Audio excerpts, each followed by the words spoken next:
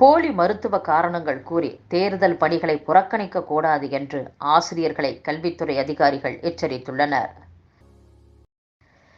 சென்னையை அடுத்த ஸ்ரீபெரும்புதூர் அருகே சுங்குவார் சத்திரத்தில் இரும்பு லோடு ஏற்றிச் சென்ற கனரக லாரி மீது ஈச்சர் லாரி மோதி ஏற்பட்ட விபத்தில் 2 பேர் உயிரிழந்துள்ளனர். கேரளாவைச் சேர்ந்த 80 மீனவர்களை நடுக்கடலில் தூத்துக்குடி மீனவர்கள் சிறைப்பிடித்துள்ளனர். தூத்துக்குடி விசைப்படகு மீனவர்கள் மீன்பிடிக்கும் பகுதியில் கேரள மீனவர்கள் அத்துமீறி நுழைந்ததாக குற்றச்சாட்டு எழுந்தது. கேரள மாநில படகு குளச்சலைச் சேர்ந்த 5 படகுகளையும் தூத்துக்குடி மீனவர்கள் சிறைப்பிடித்தனர். 80 மீனவர்கள் படகுகளை தூத்துக்குடி மீன்பிடி துறைமுகத்திற்கு கொண்டு வந்தனர். நடுக்கடலில் 2 தரப்பினருக்கும் இடையே ஏற்பட்ட மோதலில் 3 மீனவர்கள் காயமடைந்தனர். நாடாளுமன்ற தேர்தலை ஒட்டி கும்மிடிப்பூண்டி சட்டமன்ற தொகுதிக்கு உட்பட்ட பகுதிகளில் பணிபுரியும் அதிகாரிகளுக்கும் அனைத்து கட்சியினருக்கும் தனித்தனியாக ஆலோசனை கூட்டம் கும்மிடிப்பூண்டி வட்டாட்சியர் அலுவலகத்தில் நடைபெற்றது.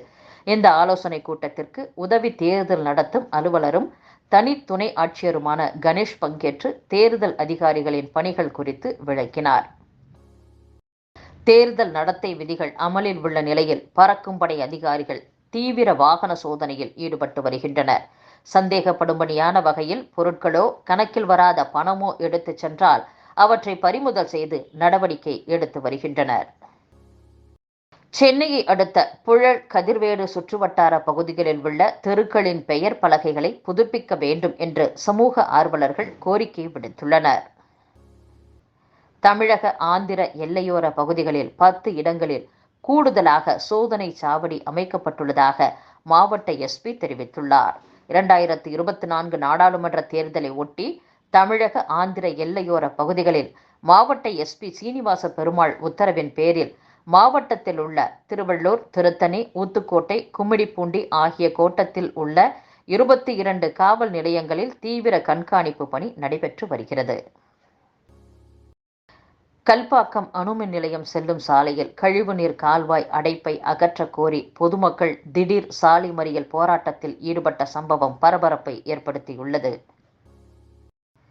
தெலுங்கானா மற்றும் புதுச்சேரி மாநிலங்களின் ஆளுநராக இருந்த தமிழிசை சவுந்தரராஜன் தனது பதவியை ராஜினாமா செய்துள்ளார்.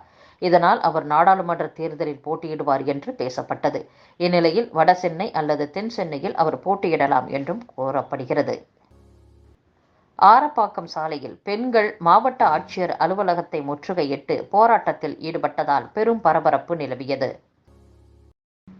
காஞ்சிபுரத்தில் பல்வேறு கோரிக்கைகளை வலியுறுத்தி நாடாளுமன்ற தேர்தலை புறக்கணிக்கப் போவதாக கூறி அரசு போக்குவரத்து ஓய்வூதிய சங்கத்தினர் வாக்காளர் அட்டையுடன் அமைதி பேரணியில் ஈடுபட்டனர்.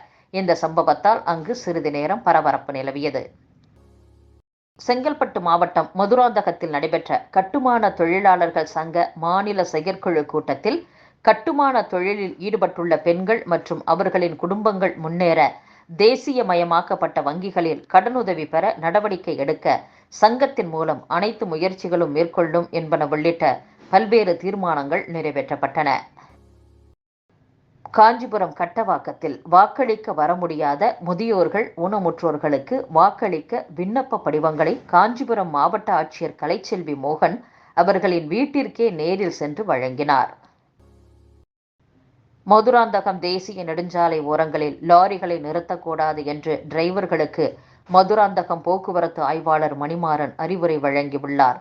சென்னை திருச்சி மற்றும் திருச்சி சென்னை தேசிய நெடுஞ்சாலைகளில் மதுராந்தகம் பகுதியில் சாலை ஓரங்களில் லாரிகள் நிறுத்துவதை தடுக்க மதுராந்தக போக்குவரத்து போலீசார் நடவடிக்கை எடுக்க வேண்டும் என்று சமூக ஆர்வலர்கள் சமீபத்தில் கோரிக்கை விடுத்திருந்தது குறிப்பிடத்தக்கது.